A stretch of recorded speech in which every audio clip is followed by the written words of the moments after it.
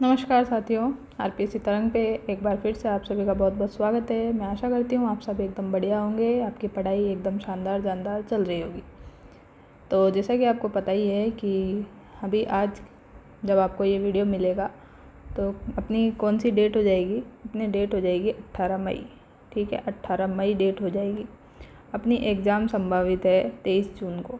ये पूरी संभावना है कि इसी डेट पे हो। अभी आरपीएससी की तरफ से कोई भी ऐसी न्यूज़ नहीं आई है कि ये इस डेट पे नहीं होगी। तो जिस किसी को भी अगर लगता है कि नेट की वजह से जो है एग्ज़ाम आगे खिसकेगा या फिर वैकेंसी ज़्यादा आएगी, तो ये सारा जो भ्रम है आपका यूट्यूब पे आप इधर उधर देख रहे हैं, किसी भी ग्रुप में देख रहे हैं, तो इसको बिल्कुल दिमाग से निकाल लें और अपनी पढ़ाई में पूरे होशो हवास से जान से लग जाएं। ठीक है, अगर आप मेहनत नहीं करेंगे तो कोई और मेहनत करेगा और उसकी नौकरी लग जाएगी, क्योंकि वो मेहनत कर रहा है और आप सिर्फ यहाँ पे अपना समय बर्बाद कर रहे हैं। तो ठीक है, ऐसी किसी भी न्यूज़ में आपको नहीं पढ़ना है। ठीक है, जो ऑफिशियल न्यूज़ होगी वो आपको टेलीग्राम पे मिल ही जाएगी। ठीक है, मैं आपको वो सूचना दे दूँगी। बाकी टेलीग्राम ग्रुप में भी आप जुड़े ही होंगे तो आपको वो सब चीज़ें पता चल जाएगी। एग्ज़ाम से पहले ऐसे बहुत सारे रूमर्स फैलते रहते हैं, फेक न्यूज़ चलती रहती है, उन पर बिल्कुल ध्यान नहीं दे। बस अपने को अपनी पढ़ाई करनी है, जल्दी से जल्दी सिलेक्शन लेना। ठीक है, तो मैं आज आपको थोड़ा सा और गाइड करने के लिए यहाँ पे आपके सामने हूँ। ठीक है, तो पहले मैंने आपको 45 डेज़ के अकॉर्डिंग प्लान बताया था।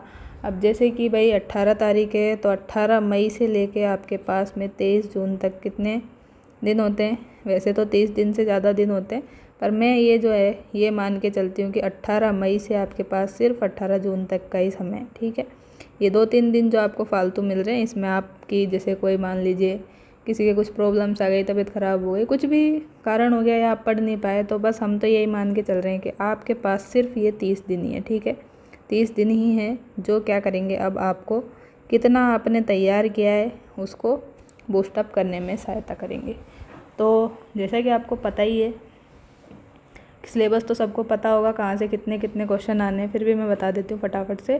तो भारतीय इतिहास से अपने आने 5 क्वेश्चन, राजस्थान की हिस्ट्री से भी 5 क्वेश्चन, कला संस्कृति से 5 क्वेश्चन। तो ये तीनों पार्ट जो है, ये दोनों तो मैंने पूरे बहुत अच्छी तरीके से आपको करवाएं 10 नंबर का। कला संस्कृति के कुछ वीडियोज़ अभी बचे हुए हैं, तो वो भी आपको जल्दी मिल जाएंगे। अब क्या है, आप कला संस्कृति पे भी थोड़ा ध्यान दें, क्योंकि कला संस्कृति पे आप ध्यान नहीं दे रहे हैं। अभी जो आरपीएससी क्वेश्चन बना रही है, तो आपसे वो क्वेश्चन नहीं होंगे अगर आपने ढंग से नहीं पढ़ रखा है। तो कला संस्कृति को बिल्कुल ऐसे हल्के में ना ले कि ये तो हमें आता है, ये मंदिर यहाँ पे, ये वो ऊपर ऊपर से पढ़ लिया और क्वेश्चन हो जाएंगे। तो बिल्कुल इसका रिवीजन करें, डीपली पढ़े। आरबीएससी की बुक है, अभी भी आपके पास टाइम है, ज़्यादा उसमें डिटेल में ना पढ़े, बस जो चीज़ें हैं उनको अपने नोट्स में ऐड करते जाएँ, उनका रिवीजन करते रहें। ठीक है, बाकी जो क्लासेज आपको दी गई हैं वो तो है ही अपने चैनल पे, थ्योरी भी है, एमसीक्यू भी है। ठीक है, तो ये आपके 15 नंबर का मैटर हो गया। इसमें से अब आप कर कितने सकते हैं, तो इधर मैंने जो लिखे हैं ये आप कर सकते हैं। तो 5 क्वेश्चन जो है इसमें से आप कर सकते हैं 4 से 5 क्वेश्चन आराम से सही, अगर आप इसको टाइम दे रहे हैं तो। ठीक है, और राजस्थान की हिस्ट्री में से भी आप 4 से 5 क्वेश्चन कर सकते हैं, 4 तो कर ही सकते हैं, क्योंकि सब लोग जो हैं इन टॉपिकों को सभी पढ़ते हैं, कोई भी इनको स्किप नहीं करता है, चाहे आर्ट्स का विद्यार्थी हो, चाहे साइंस का, कॉमर्स का, म्यूज़िक का, किसी भी सब्जेक्ट का हो। अगर कोई भी तैयारी कर रहा है तो ये तीनों सब्जेक्ट तो वो ज़रूर पढ़ेगा, एक बार तो पढ़ेगा ही पढ़ेगा।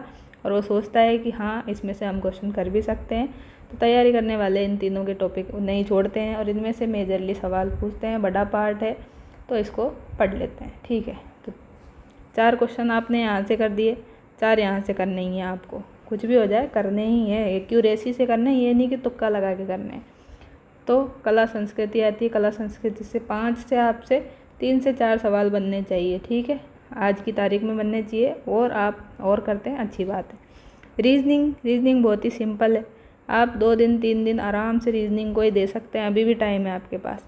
रीजनिंग में कोई ज़्यादा हार्ड एंड फास्ट क्वेश्चन आपसे नहीं पूछ रहे, बहुत ही इजी क्वेश्चन पूछ रहे हैं। रैंकिंग से पूछ लिया, ब्लड एंड रिलेशन से पूछ लिया, नंबर सीरीज से पूछ लिया, पासेज से पूछ लिया, 4-5 टॉपिक ही तो दिए हैं, उनको पढ़ डालिए फटाफट से।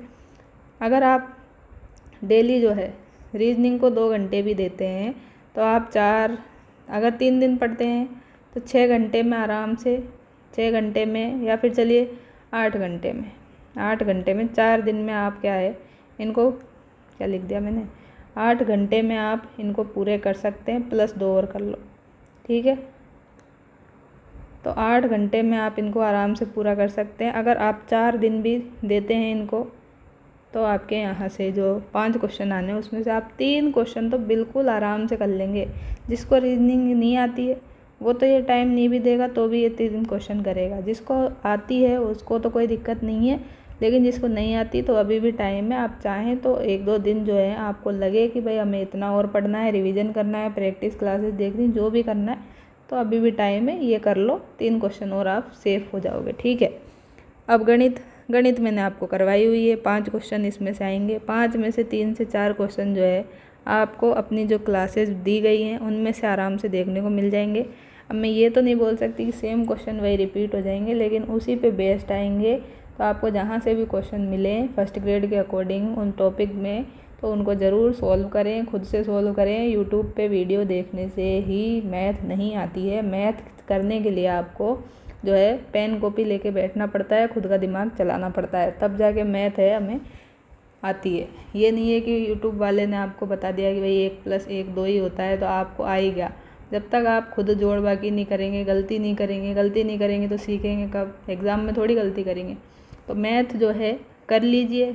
आपको थ्योरी और PYQ मैंने करवा रखे हैं, 7 से 8 वीडियो हैं, आराम से उनको देखिए। 1 बार देखिए, 2 बार देखिए। कुछ चीज़ें समझ में नहीं आती है तो मैं और आपको करवा दूंगी। लास्ट में टाइम बचेगा तो मिक्स्ड क्वेश्चन की प्रैक्टिस लेके आएंगे, टाइम बचेगा तो। लेकिन इसको अभी कर लीजिए, 3 क्वेश्चन तो आपके बनने ही चाहिए। बाकी जो भी आपको डाउट होगा वो हम कमेंट सेक्शन में पूछ लेंगे, तो कमेंट में बता देना, आप उसको वापस से करवा देंगे, तो कोई प्रॉब्लम नहीं होगी। मैथ के आपके 3 से 4 क्वेश्चन कहीं नहीं जाने वाले।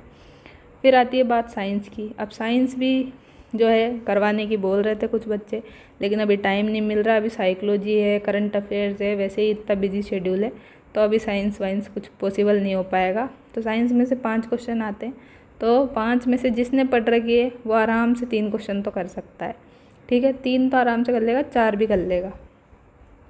अब NCERT पे बेस्ड क्वेश्चन पूछते हैं साइंस में से, या RBSC, जिसमें से भी आप पढ़ें तो उनमें से पढ़ सकते हैं। और अगर आप यूट्यूब पे ही देखना चाहते हैं, तो आप प्रोग्रेशन एकेडमी जो है, प्रोग्रेशन एकेडमी वाले जो सर हैं, प्रतीक सर, तो उनकी वीडियोस भी देख सकते हैं। अब उनमें क्या है, बस एक थोड़ी सी प्रॉब्लम है कि वीडियो की लेंथ थोड़ी ज़्यादा है, मतलब 24-25 क्लासेज है शायद, तो थोड़ा सा आपको टाइम वहाँ पे लग सकता है। तो अगर आप चाहें तो बुक्स में से फटाफट रीडिंग कर सकते हैं, या फिर सर की जो है PDF डाउनलोड कर सकते हैं और उनकी रीडिंग कर सकते हैं। तो उसमें से आपके 3 क्वेश्चन आराम से बैठ जाएंगे, कोई दिक्कत नहीं होगी आपको। और आप 5 क्वेश्चन जो है इसके लिए आराम से 1-1 घंटा भी देंगे तो 5 दिन में कंप्लीट कर लेंगे। अभी भी कोई ज़्यादा बड़ी बात नहीं है, 5 दिन में आराम से पूरा सिलेबस कवर कर लेंगे। 10 चैप्टर है, 2 चैप्टर 1 दिन में पढ़ें। कुछ समझ में आए नहीं आए बस पढ़ना है आपको। तो एक बार नहीं आएगा, दूसरी बार दोबारा रिवीजन कर लेना। अभी 1 घंटा लगता है तो बाद में आधा घंटा लगेगा, बस पढ़ना है। ये नहीं सोचे कि मुझे साइंस नहीं आती तो मैं तो इसको छोड़ देता हूँ। कोई भी सब्जेक्ट छोड़ के नहीं जाना है, ठीक है। भाई ऐसा है कि समझ में ही नहीं आ रहा, 2 बार पढ़ने पे भी नहीं आ रहा, तो फिर छोड़ दो उसको, तो फिर उसके पीछे मत पढ़ो, ठीक है।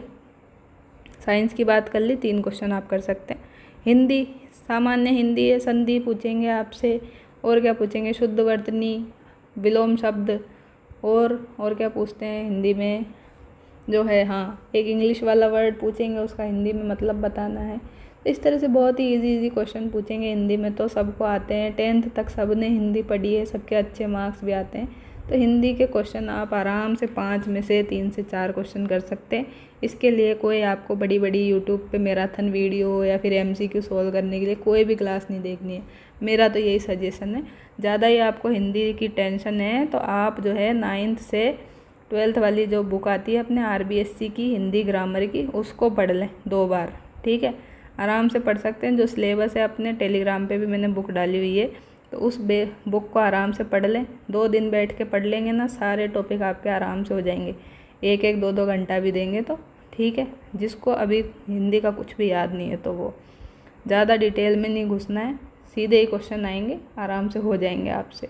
ये नहीं कि हिंदी का जो सब्जेक्टिव पेपर होता है 2nd पेपर, उसमें जैसे सवाल पूछते हैं संधि के पूछ लिए, समास के, वैसे इतने डिटेल में क्वेश्चन आपसे नहीं पूछे जाएंगे। इजी क्वेश्चन फर्स्ट पेपर में आपसे पूछे जाते हैं, हिंदी के ले लो, इंग्लिश के ले लो, ठीक है। तो इसके लिए ये नहीं पढ़ना है कि बहुत ही ज़्यादा ही पढ़ते रहें, आराम से प्रीवियस ईयर का एनालिसिस करें, उसके अकॉर्डिंग अपनी स्ट्रेटेजी बनाएं खुद से, और फिर कितना समय आप दे सकते हैं उसको दें। तो हिंदी की बात हो गई। सेम बात अंग्रेजी के साथ है। अंग्रेजी में क्या होता है भाई, अंग्रेजी में आप आराम से 3 क्वेश्चन कर सकते हैं, इंग्लिश में भी 3 क्वेश्चन कर सकते हैं। कहाँ कहाँ से? एक क्वेश्चन तो इसमें एक्टिव वॉइस पैसिव वॉइस से आता है, एक आता है सिनोनिम से, ठीक है, और एक एंटोनिम से आ जाता है। इन दोनों में से एक में से ज़रूर पूछता है। एक हो गया एक्टिव वॉइस पैसिव वॉइस से, और एक डायरेक्ट स्पीच वाले से पूछ लेगा। तो 3 क्वेश्चन हो गए। कितने हो गए भाई? 3 हो गए। एक तो स्पीच से हो गया, दूसरा ये active voice passive voice, synonym antonym, 3 हो गए। इसके अलावा 2 क्वेश्चन आपके बचे, उसमें से वो पूछ लेता है कि भाई कौन सा जो है गलत है, सही है, कौन सी जगह पे क्या रखें, वो सब है। फिलिंग द ब्लैंक्स वाले जो भी आते हैं, और फिर आर्टिकल वाले ईच एवरी कहाँ पे, इसके साथ कौन सी वर्ब क्या है, तो वो सब अगर आपके पास टाइम है तो आप रूल्स वगैरह पढ़ लीजिए, एग्जाम्पल कर लीजिए। नीतू सिंह मोएम की बुक मैंने आपको भेजी रखी है, तो उसमें से सिर्फ रूल्स उठाएं, या फिर अगर आपको गूगल पे मिल जाती है कोई PDF, टेलीग्राम पे कहीं पे भी रूल्स के लिए, तो उसको फटाफट से रिवाइज कर लें, और उसमें से क्वेश्चन बनते हैं तो ठीक है, नहीं तो ये आपको एक्टिव वॉइस पैसिव वॉइस के सीधे सीधे रूल याद करने हैं, वापस से रिवाइज करने हैं। सब ने पढ़े हुए हैं, ऐसा नहीं है कि कोई इंग्लिश पढ़ के यहाँ पे नहीं आया है। 10th तक सब ने इंग्लिश पढ़ी है, उसके बाद नहीं पढ़ी वो बात अलग है। वैसे 11th 12th में भी रहती है कंपलसरी। तो ये active voice passive voice, direct speech और ये सिनोनिम एंटोनिम्स, तो इनमें से आप कर सकते हैं 3 क्वेश्चन। 3 भी नहीं करे तो 2 तो मरे से मरे आप इनमें से क्वेश्चन कर सकते हैं। तो 3 तो हिंदी में कर लेंगे, 2 यहाँ पे कर लेंगे, तो 10 में से आप अगर 5 क्वेश्चन भी करते हैं तो ठीक है, ज़्यादा बिना मेहनत करे आप ये नंबर ला सकते हैं। अब करंट अफेयर। अब करंट अफेयर सबसे बड़ा वो चल रहा है आजकल की, करंट अफेयर क्या करें क्या करें क्या करें, सब मतलब जो वीडियो दिखती है करंट अफेयर की वही देखने लग जाते हैं आप, और सारा दिन इसमें पागल हो रहे हैं, क्योंकि इसको बनाई ऐसे दिया कि हाँ हमारे यहाँ से क्वेश्चन आ रहे हैं, ये हो रहा है वो हो रहा है, दुनिया भर की किताबें आ गई है। तो थोड़ा सा तय तो खुद भी मेहनत करें। वैसे हम तो आपके लिए कर ही रहे हैं मेहनत। तो 10 क्वेश्चन में से आपको 7 से 8 क्वेश्चन जो है मैं आपको जो भी करवा रही हूँ यूट्यूब पे PDF दे रही हूँ, उसमें से आपके मिल जाएंगे। भरोसा बना के चलें, और एक कोई सी भी बुक ले लें रिवीजन के लिए, अगर चाहें तो, कंपलसरी नहीं है बिल्कुल भी, बुक ले सकते हैं और इससे रिवीजन कर सकते हैं फटाफट से। अब बुक आपको कौन सी लेनी है वो आपकी इच्छा है, विनोद स्वामी सर की लेनी है, रवि कुलेरिया सर की लेनी है, या फिर बूस्टर एकेडमी के कपिल चौधरी सर की लेनी है, उत्कर्ष वालों की लेनी है, जो भी आपको सही लगे बुक स्टोर पे जाएं, करंट अफेयर्स की बुक दिखा दो भाई, ये बोलो फर्स्ट ग्रेड के लिए दिखाओ, वो आपको बुक दिखा देंगे सारी, ठीक है। आप आराम से टाइम लेके एक टॉपिक को उठाओ सारी बुक्स में से, कंपेयर करो, 10-15 मिनट लो आराम से दुकान पे, कंपेयर करो, जिसकी लैंग्वेज आपको समझ में आ जाए वो बुक ले लो। ये नहीं है कि किसी ने बोल दिया कि यही बुक लेनी है तो वही लेनी है, जो आपको समझ में आए वो लेनी है, क्योंकि जो भी अगर कोई किताब लिख रहा है तो वो अपना पूरा 100% आपको देता है, ठीक है। कोई भी ऐसा नहीं है कि मेहनत नहीं कर रहे हैं वो और बुक छाप दी। कोई भी काम करते हैं तो हर काम में मेहनत लगती है, तो ऐसा नहीं बोल सकते कि इनकी बुक ख़राब है इनकी बुक अच्छी है। सब ने अपने अपनी तरफ से बहुत अच्छा काम किया है। आपको किसकी लैंग्वेज समझ में आती है, आपके दिमाग में क्या बैठा हुआ है कि मुझे तो इन्हीं सर की बुक लेनी है, वो आपके ऊपर है। मैं इसमें आपको ज़्यादा सजेस्ट नहीं कर सकती, ठीक है। मेरी तरफ से सब बढ़िया है और ठीक है, और मैं आपको पूरा करवा ही रही हूँ, ठीक है, तो कोई टेंशन नहीं ले। अब भारतीय राज्य व्यवस्था। अब भारतीय राज्य व्यवस्था जो है इसमें से 5 क्वेश्चन आते हैं। कितने आते हैं भाई? 5 क्वेश्चन आते हैं। लेकिन जो अभी RPSC का ट्रेंड चल रहा है तो ख़तरनाक क्वेश्चन आ रहे हैं पॉलिटी के। अगर आपने RS प्री का अभी पेपर देखा हो, EORO का देखा हो, तो उनमें आप जो देखेंगे पॉलिटी के क्वेश्चन पूछने का तरीका RPSC का, तो आपको समझ में आएगा कि पहले जो क्वेश्चन आते थे अपने पॉलिटी के, उस टाइप के क्वेश्चन RPSC अब नहीं पूछ रही है। स्पेशली पॉलिटी के बता रही हूँ मैं। तो ये 3 से 4 क्वेश्चन भी अगर आप कर लेते हैं ना तो बहुत ही बढ़िया बात है।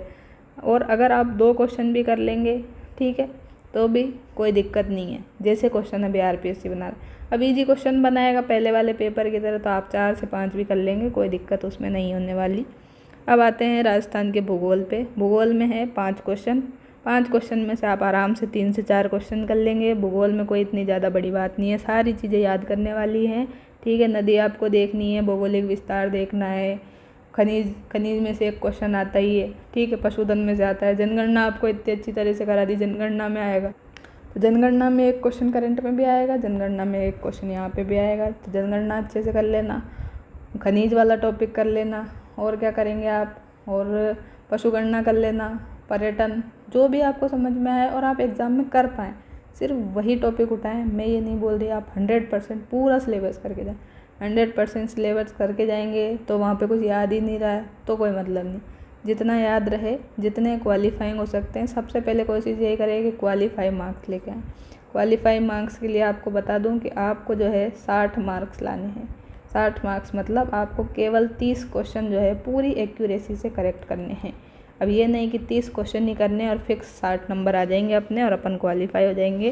तो ऐसा बिल्कुल कभी भी किसी के साथ नहीं होता कि जितना सोचा उतने मार्क्स आ जाते हैं। तो इस 30 को बढ़ा के आपको क्या करना पड़ेगा, कम से कम 45 तो करना ही पड़ेगा, तब जाके कुछ पार पड़ेगी। 45 पूरे राइट करते हैं तो 90 मार्क्स बनते हैं, ठीक है। 90 मार्क्स बनते हैं, लेकिन ये भी किसी के राइट नहीं होंगे।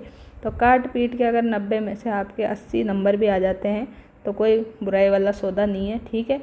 और अगर आप चाहें तो इसको और बढ़ा सकते हैं, जो भी आपकी क्षमताएं हैं, जितना पढ़ा है उसको रिवीजन करके, ठीक है। नई चीज़ें बिल्कुल नहीं पढ़नी है, नई चीज़ें वही पढ़नी है भाई कि इसमें से तो क्वेश्चन आएगा ही और मैं कर सकता हूँ, तो अभी भी टाइम है, वो आप कर लो। ज़्यादा टाइम मत दो, पर 2 दिन 3 दिन टारगेट बना लो कि हाँ ये सब्जेक्ट करना ही है, इसके यही टॉपिक करने, इसके अलावा जो टॉपिक आएगा वो मेरे को करने ही नहीं है, तो उनको छोड़ दो, ठीक है। पर जो है पहले 60 मार्क्स के लिए लड़ाई लड़ो कि 60 मार्क्स आपके आ रहे हैं नहीं आ रहे, ठीक है। 60 मार्क्स आ जाएं तब आगे बढ़ो कि भाई हाँ अब मैं आगे 30 के बाद मैं और क्वेश्चन अटेम्प्ट करता हूँ और पूरी एक्यूरेसी से करता हूँ। ये नहीं कि आप ये सोचने बैठ जाएं कि 30 क्वेश्चन करें मेरा तो सिलेक्शन ही नहीं होगा, तो ऐसा कुछ भी नहीं है। अगर आप एक्यूरेसी से करेंगे और 35 क्वेश्चन भी कराए, एक भी गलत नहीं हुआ, तो भी आपका सिलेक्शन पक्का है, ठीक है। जीके वाले पेपर में कोई नहीं रोक रहा आपको। फिर आपको जो है आपके जो सेकंड पेपर है सब्जेक्ट वाला, उस पर ध्यान देना है। उसमें भी आपको क्या है पूरे अच्छे नंबर लाने, तब जाके पार पड़ेगी। तो ये राज्य व्यवस्था की बात कर ली, भूगोल की कर ली। फिर ये आता है अपना मैनेजमेंट का पार्ट। तो मैनेजमेंट में है एजुकेशनल सिनेरियो, शैक्षिक परिदृश्य, प्रबंधन, आरटी, मनोविज्ञान। मनोविज्ञान की क्लासेज भी आपको 3 क्लासेज तो मिल चुकी है, और बाकी की जो क्लासेज है वो भी आपको जल्दी मिल जाएगी। इस महीने में पूरा आपका मनोविज्ञान भी कंप्लीट करा देंगे फर्स्ट ग्रेड के अकॉर्डिंग। तो मैंने आपको लगभग, मैंने किसी भी चैनल का मैं नहीं बोल रही, मैंने अपने चैनल पे यहाँ पे आपके लिए 30 क्वेश्चन बहुत मायने रखते हैं, 60 मार्क्स, ठीक। 30 क्वेश्चन 60 मार्क्स का मैटर मैंने खुद ने आपको पूरा यहाँ पे करवा दिया। इसके अलावा अगर आपने कोई भी सब्जेक्ट नहीं भी पढ़ा, जो मैंने नहीं पढ़ाया आपको, ठीक है, किसी कारणवश नहीं पढ़ा पाए, ठीक है, तो 60 मार्क्स का मैटर मैंने पूरा आपको पढ़ा दिया। अब ये नहीं बोल रही कि 60 मार्क्स पूरे यहाँ से कर जाओ, यहाँ से 100% आ जाएगा। थोड़ा बहुत एफर्ट आप भी लगाओ, और इसमें अलावा आप 2-3 सब्जेक्ट खुद से तैयार कर लो। आराम से आपके है ना 40 क्वेश्चन आप करके आ सकते हो वहाँ पे, ज़्यादा बिना बर्डन लिए हुए, ठीक है। और 40 क्वेश्चन के मतलब आपके 80 मार्क्स हो जाते हैं, तो आप आराम से क्वालिफाई हो जाएंगे बिना किसी टेंशन के, ठीक है, फर्स्ट पेपर में। तो रही बात अब सेकंड पेपर की, कितने सेकंड पेपर की, सेकंड पेपर सबका अलग अलग है, तो उसके लिए मैं ज़्यादा कुछ नहीं बता सकती यहाँ पे।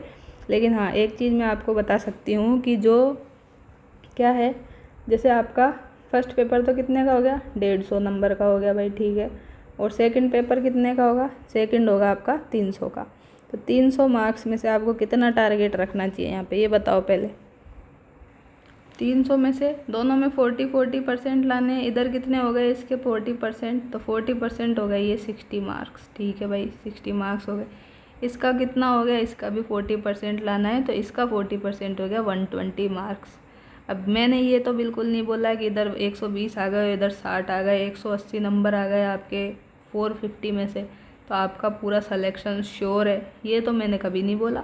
तो सिलेक्शन श्योर नहीं है, लेकिन आप पहली सफलता की सीढ़ी यहाँ पे पार कर चुके हैं, क्योंकि आपको ये डर नहीं है अब कि आपके 40% नंबर आ रहे हैं कि नहीं आ रहे। तो 40% आ गए, यहाँ पे आ गए, यहाँ पे भी आ गए। तो अब आपको आगे चलना है। तो ये जो 40% का दायरा है अपने सब्जेक्ट में, इसको बढ़ा करके आप कितना कर सकते हैं। तो ये जो दायरा है आप बढ़ा के कितना कर सकते हैं, एटलीस्ट इसको 60% लेके जाएं। कितना, 60%। और इधर जो जीके वाला है इसको भी आप थोड़ा सा बढ़ा सकते हैं, चाहें तो इसको भी 60% कर सकते हैं। तो 60% रूल आप फॉलो करेंगे तो दोनों के मिला के आपके बनते हैं लगभग 270 मार्क्स आउट ऑफ 450। तो ये तो हमने बताया आपको भाई 60% अगर आप टारगेट रखते हैं। अब आपके अगर सब्जेक्ट ज़्यादा अच्छा है तो आप इसको 60 को और बढ़ाइए, कोई दिक्कत नहीं है। तो अगर आप जो है 300 नंबर टारगेट रखें ही रखें, 300 नंबर टारगेट रखें कैसे भी करके, इसमें ज़्यादा लाने हैं, इसमें ज़्यादा लाने हैं, जो भी करना है, क्योंकि कंपटीशन अभी ज़्यादा है। ये नहीं सोचे कि पिछली कट ऑफ तो 200 ही गई थी तो हम तो क्या है 220 की 30 की तैयारी कर लेते हैं, ऐसे नहीं होता है। थोड़ा सा आप और आगे की सोचें, 300 की सोचेंगे जब जाके क्या है 250 तक नंबर आते हैं। ऐसा नहीं है कि 300 की सोचा और 300 ही नंबर आ गए। तो थोड़ा सा अपना जो टारगेट है पिछली कट ऑफ से कम 25 से 30 मार्क्स जो है बढ़ा करके चलें और उसके अकॉर्डिंग ही अपनी तैयारी करते रहें। और निश्चित ही आप सफल होंगे। आप इतनी मेहनत कर रहे हैं, दिन रात पढ़ रहे हैं, घर वालों से दूर रह रहे हैं, जो भी आप मेहनत कर रहे हैं वो आपके साथ है। वो अभी किसी को दिखाई दे रही है, नहीं दे रही है, उसके लिए बिल्कुल परेशान नहीं होना। जब आपकी जॉब लग जाएगी, आप अच्छी जगह सेलेक्ट हो जाएंगे, आपके घर वाले भी खुश होंगे, दूसरे लोग भी खुश होंगे। आपको भी थोड़ी सी चीज़ें जो हैं अभी आप फेस कर रहे हैं वो सब फेस नहीं करनी पड़ेगी। आगे का जीवन थोड़ा सा आपका अच्छा हो जाएगा, ठीक है। तो आई होप आपको जो है वीडियो पसंद आई हो और आपकी कुछ हेल्प हुई हो, मैं आपको थोड़ा सा कुछ गाइड कर पाई हो। अगर आपको कुछ समझ में नहीं आ रहा कि अब क्या करना है, कैसे करना है, क्योंकि एग्ज़ाम से पहले सबके साथ में ऐसा ही होता है कि अब हमने इतना पढ़ लिया, क्या होगा क्या नहीं होगा, तो बहुत सारी जो है चीज़ें आने लग जाती है दिमाग में। तो उनको क्या है थोड़ा सा रिलैक्स करो, आराम से खुद को भी टाइम दो। और देखो पढ़ने का कोई वो नहीं है, अगर किसी को भाई 8 घंटे में भी वो पूरा कर पा रहा है, ठीक है, तो 8 घंटे भी सफिशिएंट है। अगर उसको 8 घंटे में भी ये सारी चीज़ें नहीं हो रही तो वो 10 घंटे भी पढ़ सकता है, 12 घंटे पढ़े। अब इसके लिए मैं ये नहीं बोल सकती कि भाई 12 घंटे पढ़ने वाले का सिलेक्शन हो जाए और 8 घंटे वाले का नहीं होगा। भाई 8 घंटे वाले को चीज़ें आती है पहले से तो उसका 8 घंटे में भी काम चल जाएगा। 12 घंटे वाले को नहीं आती तो उसको और ज़्यादा मेहनत करनी पड़ेगी, उसके लिए 12 घंटे भी कम है। तो आप अपने अकॉर्डिंग क्या है अपना टाइम टेबल बनाइए।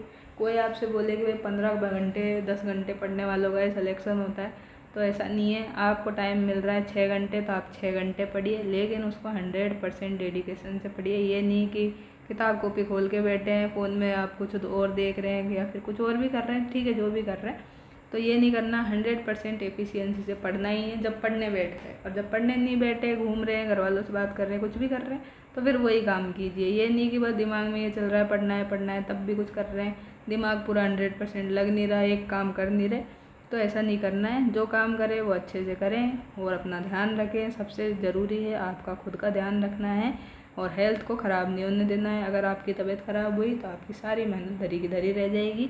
तो पहले अपने स्वास्थ्य का ध्यान रखें। पहला सुख निरोगी काया है, उसके बाद में ही क्या है सारी जो चीज़ें हैं वो चलती रहती है पैरेलल में, ठीक है। तो उम्मीद है कि आप सब जो है समझ गए होंगे आपको कैसे क्या करना है। थोड़ा सा मैं आपको गाइड कर पाई, आपको अच्छा लगा तो आप क्या है कमेंट कर सकते हैं और अपनी तैयारी को जारी रख सकते हैं। तो ऑल द वेरी बेस्ट, मिलते हैं नेक्स्ट वीडियो में।